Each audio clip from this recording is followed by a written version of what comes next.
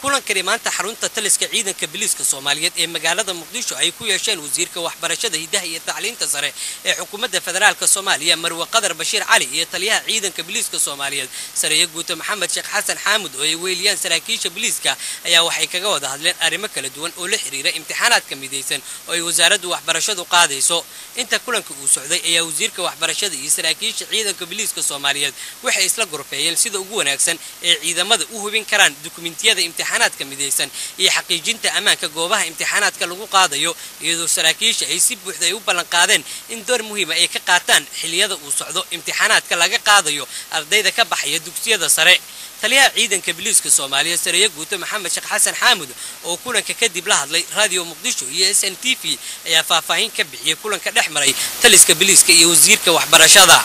noo amaanta in taliska ciidanka booliska Soomaaliyeed ay nagu soo booqdaan wasaaradda waxbarashada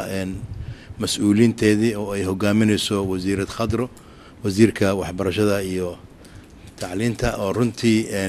arinta maanta aan ka wada hadlayna ay tahay wax taariikhda ummadda Soomaaliyeed gali doonta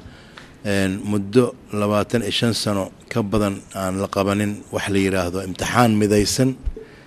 runtii inta la kari kara marka ayaa maanta hadii Ilaahay idmo gobolada koonfurta u badan in maanta laga hirgeliyo intaas soo gobol oo Muqdisho ay hormuud ka tahay in lagu qabto imtixaanaadka dugsiyada sare runtii waa la soo dadaalay wax badan ummadda la soo baray dalada waxbarasho ayaa jiray laakiin maanta maadaama aan ku dhaqaaqnay wadadii dawladnimo maalinba wax baa noo kordhaya oo shalay sida magaalada Muqdisho ahayd ma nihin maanta baritan sida maanta aan nahay ma ahaan doono hore ayaan u socon doonaa marka waxaan aad iyo aad ugu mahadcelinahay waalidiinta iyo ardayda ma aragtay diyaar ku ah inay imtixaankan ay ka qayb qaataan waxbarashada hidaha iyo tacliinta sare ee xukuumadda federaalka Soomaaliya Marwe Qadar Bashiir Cali oo yana la hadashay warbaahinta qaranka ayaa sheegtay inay ka wada hadleen iyada iyo saraakiisha biliiska sida ay wajahayaan sugidda amaanka iyo hubinta imtixaanaadka midaysan oo ay wasaaraddu waxbarashada ka qaadayso ardayda ka baxaya dugsiyada sare waa u jeedaan maanta waxaan la joognaa aan marti u nahay saraakiishii ugu sareeyay taliyaha ciidanka booliiska iyo saraakiishoodii ciidanka booliiska iyo ciidanka amniga dawladda in aan kala hadalno aan kala falanqeyno hadaladii oo sidii aan u sugi lahayn amniga goobaha imtixaanaadka ee waddanka dhan waa isla afgaranay tiimamaan samaysanay waa isla shaqeynay marka wixii kale oo technical ah waan soo wada dhaweynay waan isu soo dhawaanay talo isweydaarsi iyo iskaashi badan waan isu muujinay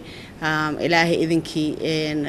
way noo hagaagi doonaan marka waxaan ku wareejinayaa taliyaha ciidanka booliiska Soomaaliyeed asiga faahfaahin yarna siin doona wasaaradda waxbarashada hidaha iyo tacliinta sare ayaa imtixaanaadka midaysan oo ay ka qaadayso ardayda Soomaaliyeed waxa muhiim u yahay ummadda Soomaaliyeed gaar ahaan ardayda ka baxaya dugsiyada sare taas oo qayb ka ah horumarada xawliga uu dalka ku tilaabsanayo waxaana imtixaanaadka midaysan ee laga qaadayo ardayda uu saldhig u yahay dawladnimada oo soo laabanaysa